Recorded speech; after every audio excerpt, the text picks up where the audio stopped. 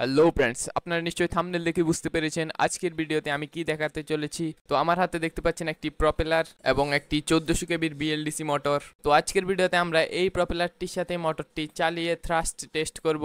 Thrust টেস্টে আমরা যদি এটি থেকে পর্যাপ্ত পরিমাণে থ্রাস্ট পাই তাহলে আমরা এটি দিয়ে ইডিএফ তৈরি করব। তো দেখা হচ্ছে ইন্ট্রোর পর।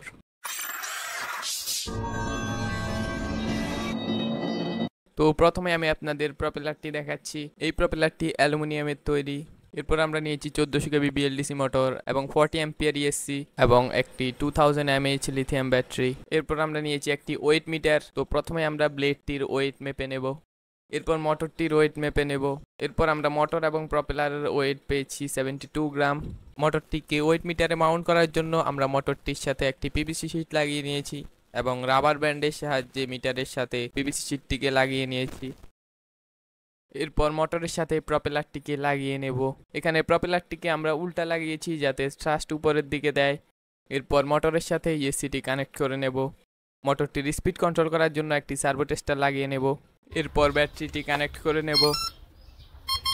এরপর ইএসসি ক্যালিব্রেট করে নেব এবং ধীরে ধীরে মোটরটির স্পিড বাড়াবো। তো এখানে মোটরটি উল্টা ঘুরছে, তাই আমরা মোটরের 3 ফেজ ওয়্যারকে উল্টা করে লাগাবো।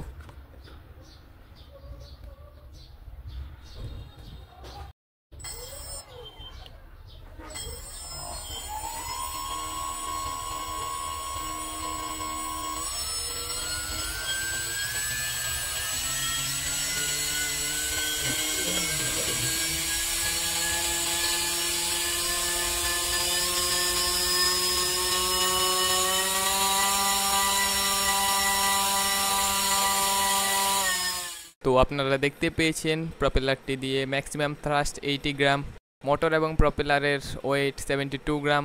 তো এই থ্রাস্ট দিয়ে আমরা ইডিএফ তৈরি করতে পারবো, কিন্তু এটি কোনো কাজেই আসবে না।